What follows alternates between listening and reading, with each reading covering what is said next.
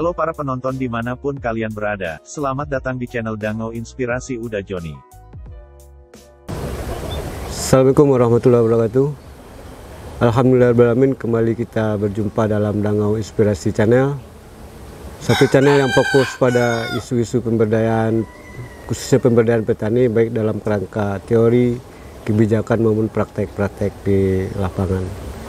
Sobat-sobat pemberdayaan semua, kali ini kita akan mendiskusikan tentang teh dan manfaatnya. Mengapa teh dan manfaatnya? Karena memang teh sudah lama dikenal sebagai sumber minuman yang paling familiar di dunia. Tidak hanya di Indonesia, di berbagai negara, minum teh sudah menjadi sebuah tradisi dan kebudayaan. Nah, ini yang akan kita bahas bersama Profesor Tuti Anggreni, STP, MP, PhD, salah seorang pakar ilmu pangan dari Fakultas Teknologi Pertanian Universitas Andalas. Selamat sore Bu Prof. Sore Dayos. Sehat Bu Prof. Alhamdulillah sehat. Alhamdulillah. Bu Prof, sebagaimana yang kita sampaikan dalam pembukaan tadi, ini kan kita kembali mendiskusikan tentang teh, dan kita tahu teh menjadi minuman yang paling banyak dikonsumsi. Banyak tradisi minum teh, tidak hanya di Indonesia, bahkan di negara-negara maju teh ini sudah menjadi sebuah kebudayaan dan tradisi. Nah, ini yang akan kami gali bersama Ibu Prof. Sebenarnya kalau kita lihat teh ini tentu macam-macam jenisnya di dunia. Ini bisa digambarkan ini Bu Prof. Ya, mungkin seperti udah kita jelaskan di podcast kita sebelumnya, Dayos. Jadi secara prinsip ada dua jenis pengolahannya, ada yang tanpa oksidasi enzimatis dan dioksidasi enzimatis. Nah, kemudian penjabaran dari itu semua, jadi masih banyak lagi teh-teh jenis lainnya. Jadi mungkin bisa saya rinci. Jadi yang pertama itu ada namanya teh putih atau white tea. Jadi white tea ini adalah teh yang berasal dari pucuk peko dari tanaman teh. Jadi khusus untuk pucuk yang belum terbuka. Jadi namanya peko. Jadi kalau diolah prinsipnya sama seperti teh hijau, jadi hanya untuk pengeringan biasa. Nah, jadi memberikan karakteristik nanti setelah diseduh warnanya itu akan berwarna jernih saja, Dayos. Jadi karena tidak ada komponen aroma warna di sana. Jadi itu pertama teh putih. Yang kedua adalah teh wangi. Jadi teh wangi ini adalah teh biasanya dari teh hijau yang diolah lagi dengan menambahkan pewangian. Jadi wangi-wangi yang biasa digunakan itu adalah bunga-bunga yang beraroma. Jadi yang paling banyak dipakai itu adalah bunga melati. Jadi meskipun kalau di Indonesia teh wangi kita ini berkorelasi dengan teh hijau. Jadi setelah kita bikin teh hijau, kemudian kita lakukan proses yang lebih lanjut untuk proses pewangiannya. Nah, jadi tetapi kalau kita baca-baca lagi beberapa artikel bilang bahwa teh wangi ini dia juga bisa berasal dari teh hitam juga, bisa berasal dari teh oolong, bisa berasal dari teh putih. Cuman kalau di Indonesia umumnya di Indonesia, Cina gitu ya, teh wanginya itu berasal dari teh hijau. Kemudian diolah dengan wangi-wangian seperti melati atau bunga mawar juga gitu. Kemudian yang ketiga ada istilahnya dengan kombucha. Kombucha. Jadi kombucha ini adalah teh yang difermentasi. Jadi difermentasi ini melibatkan mikroorganisme, Dayos. Jadi dia difermentasi sehingga tetapi tidak kepada tehnya, ini adalah lebih ke air seduhan. Jadi kombucha ini bisa dibikin dari teh hitam, teh hijau yang difermentasi dengan mikroorganisme tertentu, kemudian akan menghasilkan karakteristik seperti rasa asam gitu. Jadi rasa lebih khasnya itu rasa asam. Air teh baru difermentasi gitu. Iya, begitu ya. Dan ini sebenarnya di Indonesia dari zaman nenek moyang kayaknya sudah ada ya, Dayos. Ya, sudah ada dilakukan proses fermentasi untuk kombucha ini. Kemudian berikutnya ada dark tea, dark dalam artian di sini teh gelap gitu, Dayos. Dan salah satunya itu adalah pu'eh tea. Jadi pu'eh tea ini berasal dari Cina. Jadi dia teh yang juga difermentasi, tetapi difermentasi memang daunnya, pucuknya Kalau itu. yang tadi Air seduhan. airnya yang Iya. difermentasi. Sedangkan ini langsung tehnya itu yang difermentasi dengan beberapa mikroorganisme, kemudian dicetak dengan berbagai bentuk. Dan proses fermentasinya ini bisa berlangsung, bisa bertahun-tahun Dayos, bisa ada yang 2 tahun, malah bisa lama ya? baca ada yang 15 tahun sampai 20 tahun juga. Tentu dengan karakteristik yang berbeda nanti. Nah gitu, jadi itu untuk pu'uh tea. Kemudian ada juga teh oolong tea. Teh oolong tea ini adalah teh yang dioksidasi enzimatis, tapi sebagian saja. Sebagian sehingga rasanya itu juga akan di antara teh hijau dan teh hitam, warnanya juga akan di antara teh hijau dan teh hitam. Nah, jadi itu mungkin beberapa jenis teh.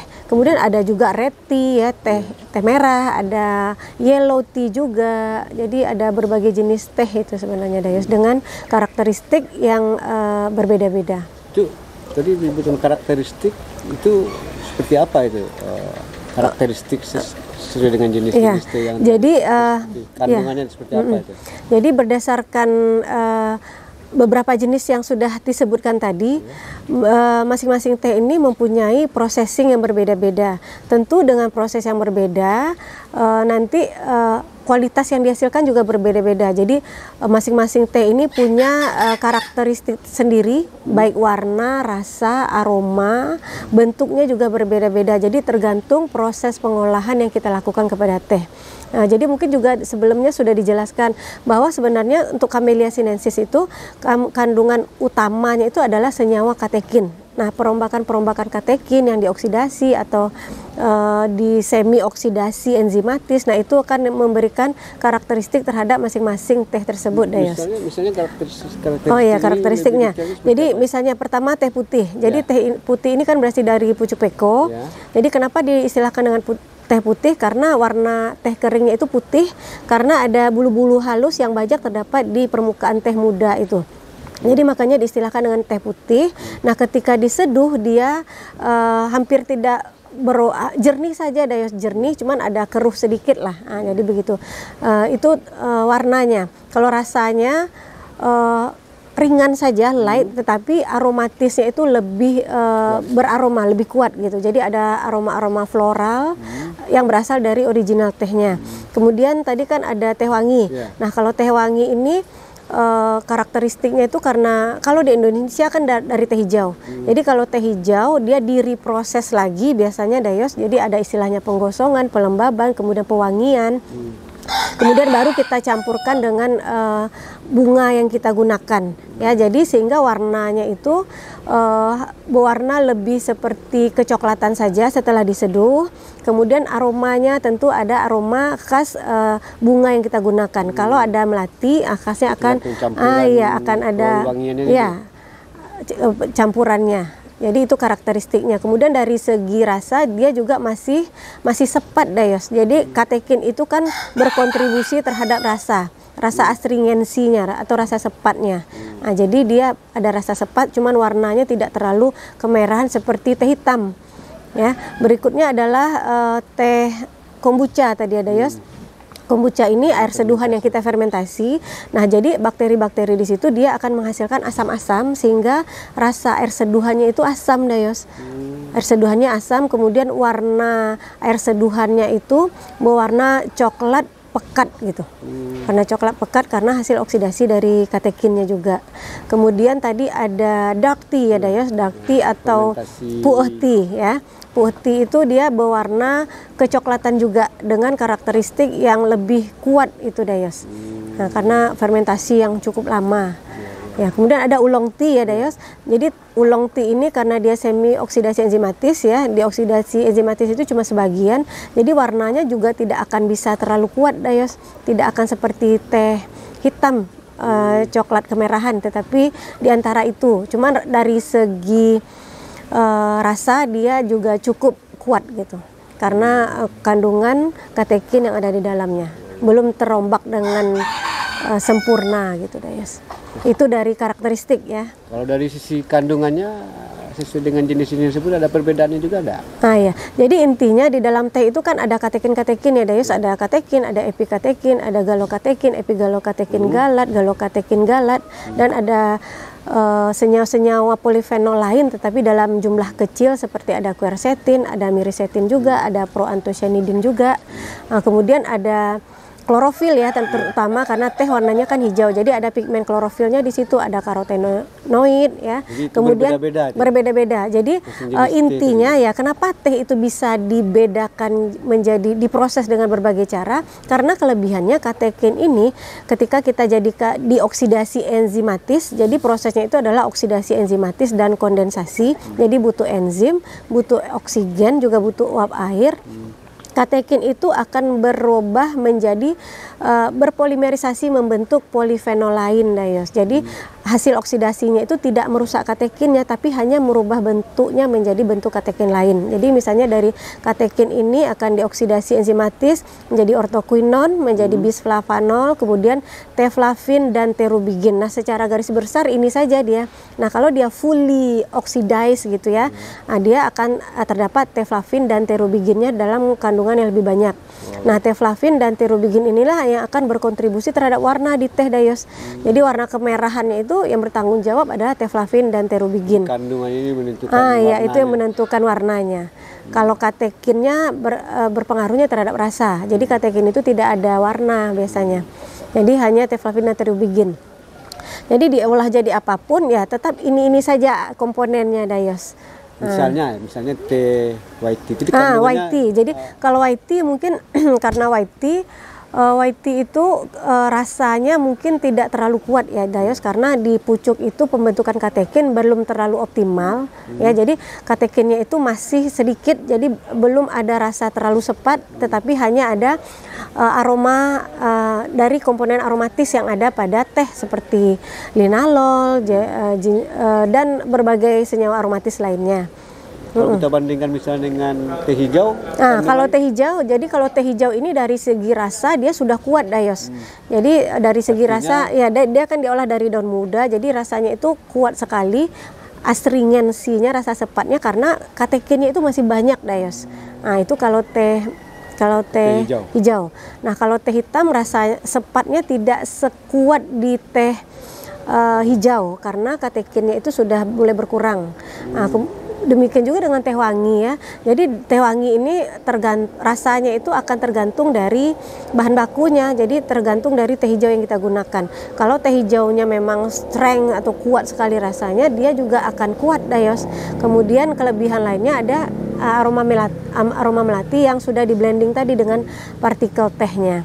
Nah, kemudian kalau yang tadi kombucha.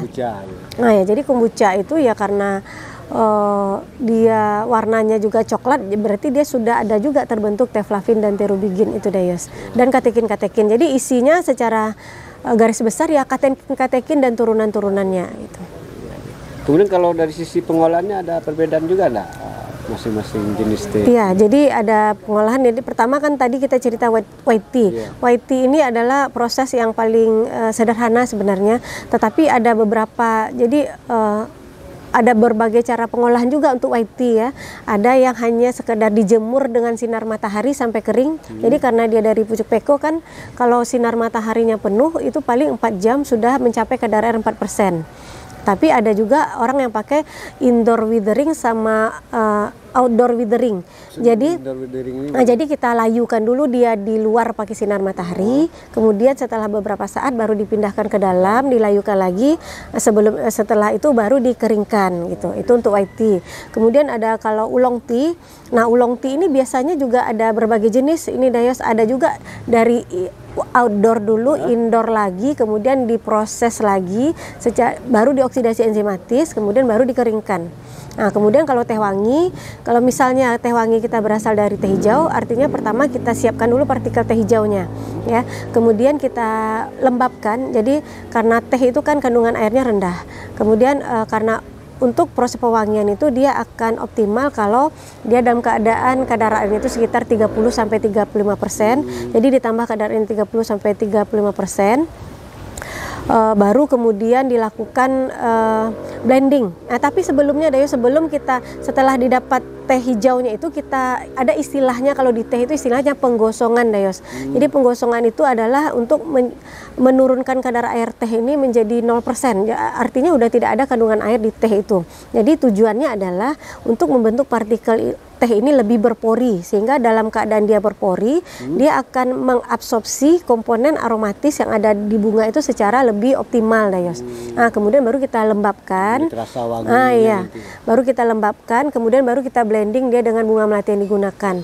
Nah, bunga melati yang kita gunakan ini juga tidak boleh sewaktu kita petik itu dia kembang sempurna, Dayos. Dia harus dalam keadaan mungkin kita perkirakan ketika kita memetiknya sore hari, karena proses fisiologisnya berjalan, jadi kita perkirakan pada malam hari baru bunganya ini akan mekar. Nah, pada saat scenting prosesnya itu, pada saat pewangiannya. Nah, jadi pada waktu kita satukan ya, kita mixing antara teh dengan bunganya. Nah, bunganya itu akan terbuka sempurna. Nah, disitulah proses absorpsi komponen aromatis yang ada pada bunga melati akan diabsorb oleh partikel teh yang sudah kita porikan tadi, berpori tadi, Dayos. Kemudian baru setelah itu kita keringkan. Nah, kalau dia kombucha, kalau kombucha itu kita menggunakan ada starter mikroorganisme yang kita gunakan. Nah, jadi air seduhan kita kasih starter mikroorganismenya, kemudian kita biarkan beberapa hari. Nah, kemudian baru tehnya akan terfermentasi dengan sendirinya, begitu, Dayas. Nah, ini terakhir nih, manfaat dari minum teh ini seperti apa nih, sesuai dengan jenisnya, bisa digambarkan? Oke, Dayas. Jadi teh itu adalah merupakan salah satu jenis tanaman masuk ke dalam kelompok penyegar. Jadi penyegar ini artinya dia mempunyai senyawa yang berfungsi sebagai penyegar yang alkaloid, mungkin yang seperti kita udah jelaskan mungkin di video sebelumnya. Jadi alkaloid ini bisa menstimulasi syaraf, memberikan efek rasa segar. Nah, itu yang ada di teh. Jadi nama alkaloidnya sama dengan di kopi, Dayos, namanya juga kafein. Meskipun ada teoflavin, teobromin juga, ada teofilin juga, tapi dalam jumlah yang kecil. Nah, itu jadi dia untuk kesegaran. Yang kedua, dia adalah katekin yang ada di dalam teh ini merupakan antioksidan yang kuat, Dayos. Terutama yang epigalokatekin galat. Jadi dia sangat kuat sebagai antioksidan. Kemudian bekerja dengan antioksidan ini sangat cepat gitu dibandingkan dengan katekin-katekin lainnya. Jadi dia ya sebagai antioksidan. Kalau sebagai antioksidan itu tentu dia berfungsi sebagai anti-aging, anti-cancer, anti-tumor. Jadi banyak jurnal yang sudah meneliti tentang kemampuan katekin-katekin di teh ini sebagai anti-anti tersebut, Dayos. Ya. Untuk optimal kesehatan idealnya berapa kita minum teh? Idealnya, jadi sebenarnya teh ini karena dia tidak ada toxic effect-nya ya, Dayos, jadi kita bebas mengkonsumsinya berapa saja. Cuman memang katekin ini akan sedikit menghambat penyerapan zat besi, Dayos. Tetapi ada lagi penelitian yang menyatakan bahwa kalau untuk orang-orang normal itu tidak masalah. Ya, karena kan katekin ini hanya senyawa metabolit sekunder ya, Dayos. Jadi senyawa metabolit sekunder ini adalah senyawa yang diproduksi dalam jumlah sedikit saja sebenarnya di teh. Sementara kita mengkonsumsi protein itu kan dalam jumlah besar. Jadi itu tidak masalah gitu. Ada nggak orang-orang tertentu yang tidak boleh minum teh? Nah, orang-orang tertentu, jadi mungkin ya karena apa ya, metabolisme tubuh orang itu kan berbeda-beda, dengan sensitivitas juga yang berbeda-beda. Jadi ada kadang-kadang yang sensitif karena di dalam teh itu juga ada asam-asam organik ya, Dayos. Terkadang ada orang yang sangat sensitif terhadap asam yang punya MAH sudah akut. Nah, jadi dia tidak bisa kadang-kadang karena asamnya itu, karena sensitivitas masing-masing aja. Kemudian ada beberapa orang karena dia juga agak menurunkan tekanan darah, jadi ya cepat menurunkan tekanan darah, jadi agak pusing-pusing begitu, Dayos. Jadi mungkin itu aja bagi beberapa orang, tapi secara umum aman. Bahkan kita minum 15 cangkir sehari pun nggak apa-apa, asal dia tanpa gula. Nah, ya. Dan seluruh jenis teh yang ada yang disebutkan tadi ada tersedia ya di kita ini. Iya, sekarang sudah tersedia di pasar-pasaran bahkan di Indonesia. Oke, Bu Prof, terima kasih atas Dayos, informasi mengenai teh dan manfaatnya. Semoga ini bermanfaat untuk para pendengar kita, sobat-sobat pemberdayaan.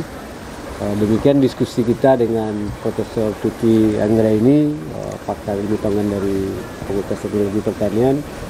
Sekali lagi semoga ini bermanfaat dan menjadi pengetahuan buat kita semua. Sekali lagi terima kasih Bu Tuti. Ya, sama-sama, Dayos. Assalamualaikum warahmatullahi wabarakatuh. Waalaikumsalam warahmatullahi wabarakatuh. Video kami kali ini, terima kasih sudah menonton. Jangan lupa untuk like, komen, dan subscribe untuk mengikuti perkembangan terbaru dari channel ini. Sampai jumpa di video selanjutnya.